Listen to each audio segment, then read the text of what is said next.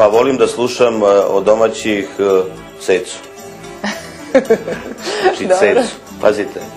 Ceca je pevač koja je priznata i pevač koji je okupio najviše svojih simpatija. Na Ušću je bilo preko 200.000 ljudi.